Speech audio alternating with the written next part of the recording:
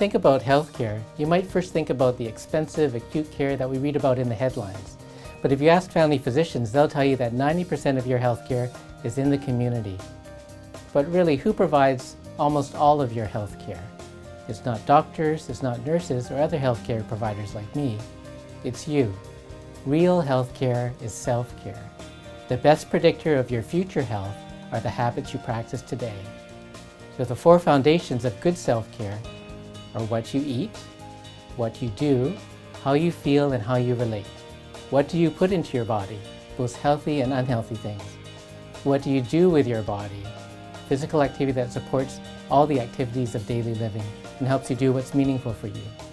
How do you relate to other people? How do you connect at home, work, in school, and with society? And finally, how do you feel? How do you recognize your emotions and how do you manage them? And how do you live a meaningful life? The doctors who compose the divisions of family practice care for our patients in our practices, care for you individually, but now care for our community as a whole. And we're involved in other stakeholders in providing the best healthcare that you can have and to make you the best self-care provider. Let's talk about important head and neck symptoms. Do you have problems hearing? And when I ask this, my funniest patients always say, "Pardon?" So I always try to remember to laugh. I have one. It's wonderful when husbands and wives come in together, because the husband or wife will tell me what to talk to the wife about or tell me what the serious problems are. So one patient who's the wife said that before you see my husband Bob, please check to make sure his hearing aids are working okay. I don't think he's hearing very well. It seems to be getting worse. So when I saw Bob, I said, Helen thinks your hearing aids are not working too well. How do they seem to be for you?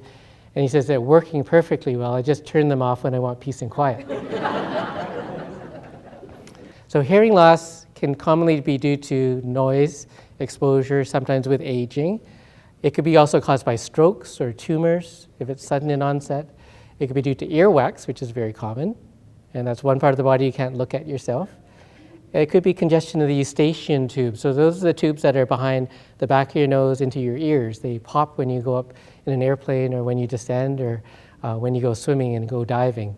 So it can be a problem, but you need to see your doctor to determine which of those problems it is. If you get a sudden loss of hearing, like a total loss of hearing in one ear, then you should go to the emergency because that could be a stroke-like event too. Has anyone heard of tinnitus? Yeah. So tinnitus is a noise in the ear or ringing in the ear. So it's often associated with hearing loss, so it's more common as we get older. It can be associated with a condition called Meniere's disease. So Meniere's is the vertigo associated with the tinnitus as well. So you can imagine both those disturbing symptoms. Or it could be simply from congestion in the eustachian tubes that can pop intermittently. So your doctor can help you work through those. There isn't a lot of things we can do if it's just what we call idiopathic tinnitus without an obvious cause, or if it's due to hearing loss. So usually we recommend people use a masking device simply by turning on the radio stations between the stations so you get that white noise or the buzzing sound. So some people, that helps them to sleep at nighttime. So the next question is, do you have difficulty breathing through your nose? So this could be due to allergies, it could be deviation of the septum, it could be developmental, or it could be from an accident.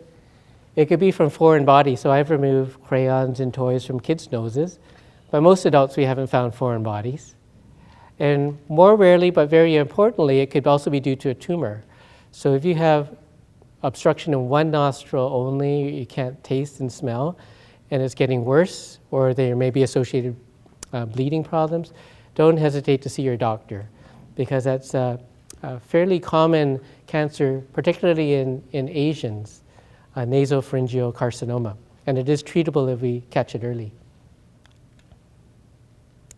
Have you been bothered by nosebleeds? So nosebleeds are common, and they're really common in kids. So I used to have nosebleeds all the time, and I would spend much of my elementary school years in the washroom, and then in the washroom, you'll get different advice from everyone that comes in the washroom on how to stop the nosebleed.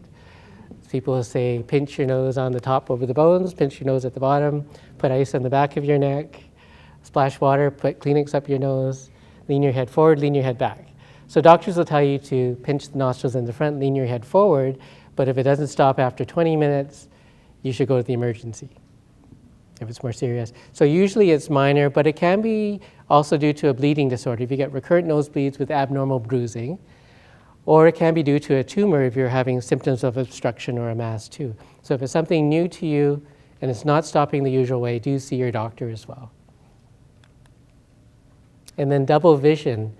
Double vision could be caused by tumors or abnormalities of the muscles of the eyes, or it could be something within the brain too. So some people have just an imbalance of their eye muscles, and when they're fatigued, they might get a little bit of double vision.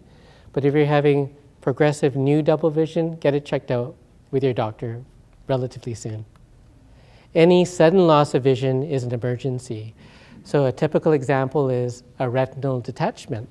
So the retina is the lining in the back of our eye, and that's crucial for detecting light and images.